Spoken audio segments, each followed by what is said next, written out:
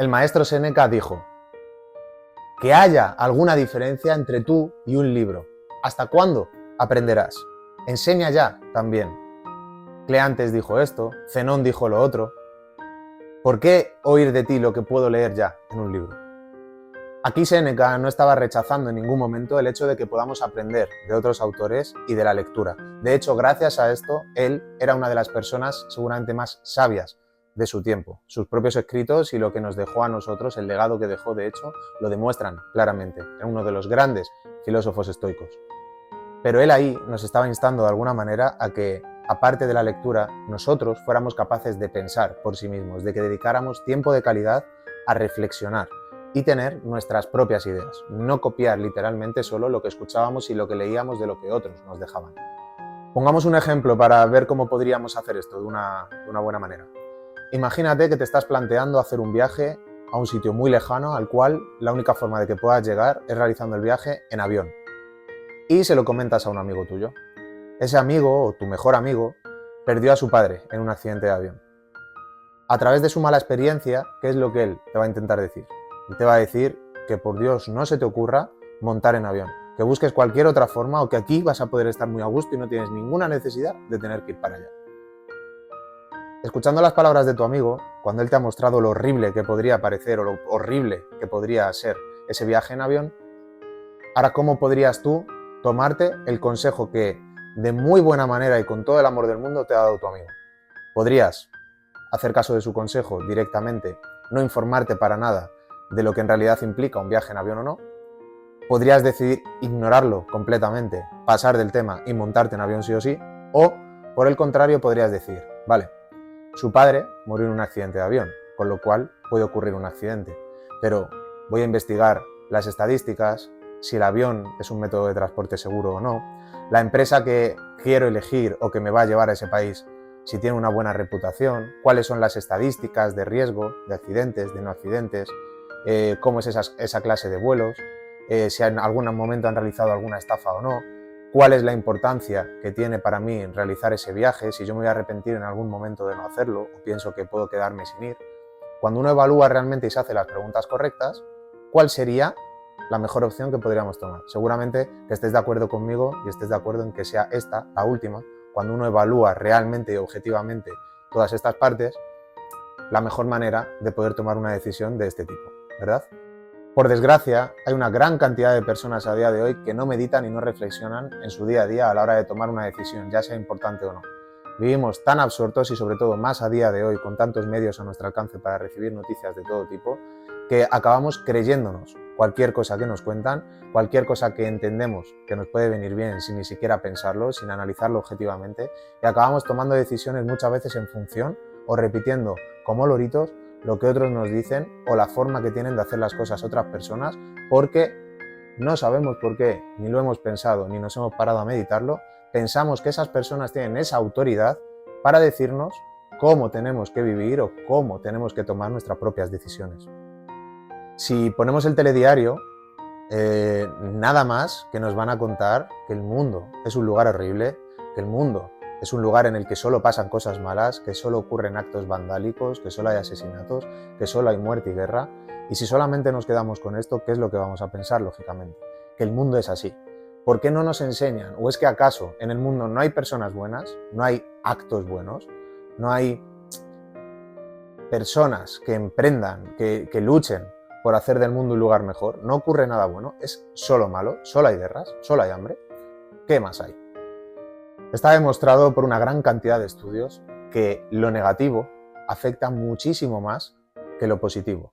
Y de esto, los grandes medios de comunicación, los grandes líderes de empresas y muchas personas que quieren controlar la mente de otras personas se aprovechan de esto para tener a estas personas completamente en estado de alerta y pendientes de estas noticias que ellos quieren recibir porque van a estar queriendo continuamente ver la luz al final del túnel. ¿Y en qué depara esto? ¿Qué sería lo más conveniente que hiciéramos nosotros? ¿Dejarnos influir por estas noticias negativas si están en estado de alerta constantemente y temerosos de lo que pueda pasar o de lo que pueda ocurrir?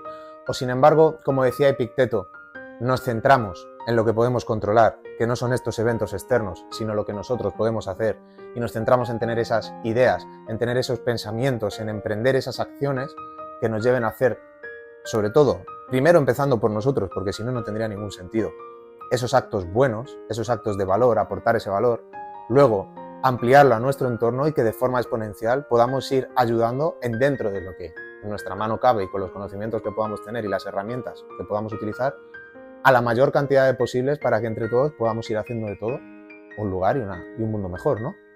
¿Qué sería lo más conveniente? Seguramente esto, ¿verdad? Si nos creyemos todo lo que nos dicen los demás, sin meditar, sin reflexionar, sin darle una vuelta de tuerca, sin ponerle esa visión objetiva, iremos cayendo poco a poco en picado. Como ya hemos visto en muchas otras ocasiones, nosotros somos lo que vemos, lo que escuchamos y lo que leemos constantemente.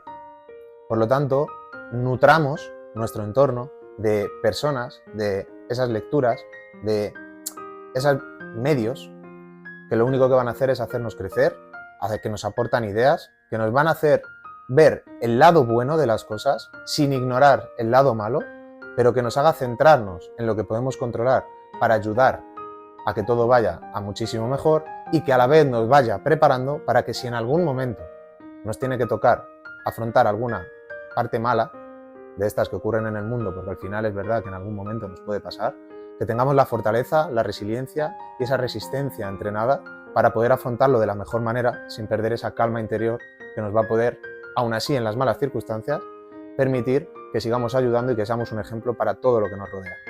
Muchas veces puede ocurrir que un evento o una cosa simplemente no sea ni buena ni mala.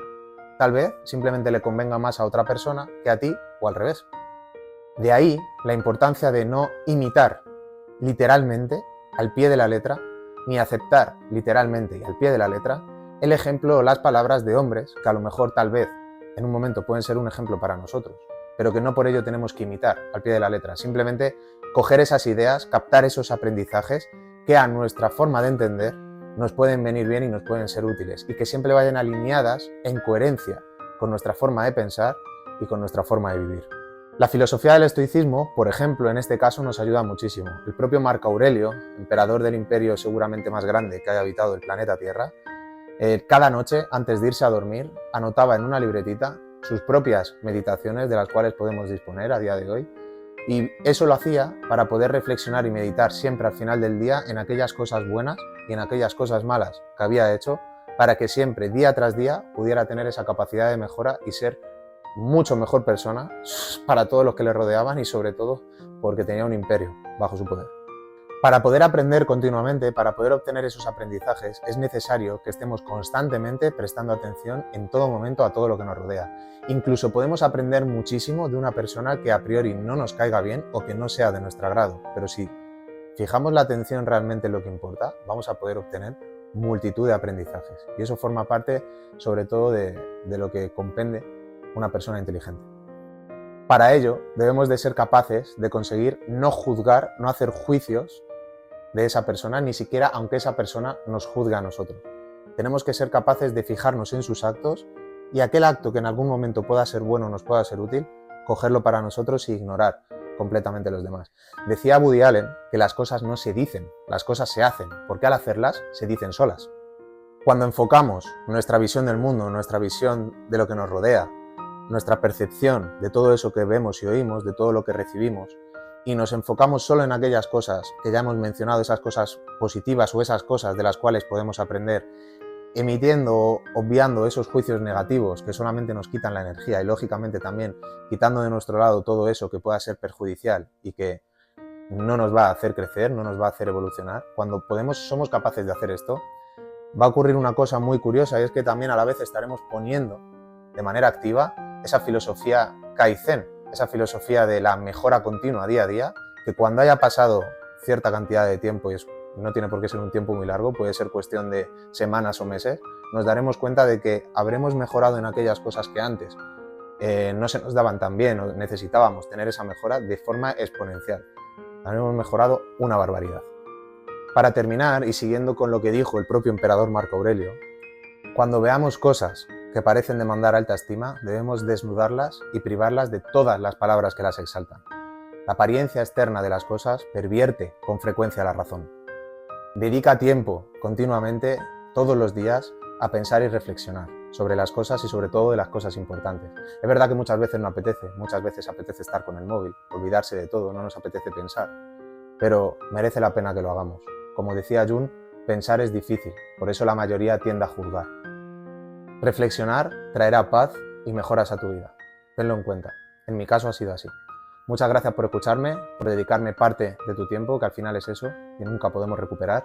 Y ya sabes, si en algún momento quieres decirme que te hable de algún tema o hacerme cualquier consulta, aquí en la descripción te dejo mi correo para que me puedas escribir cuando tú quieras. Nos vemos en el siguiente episodio.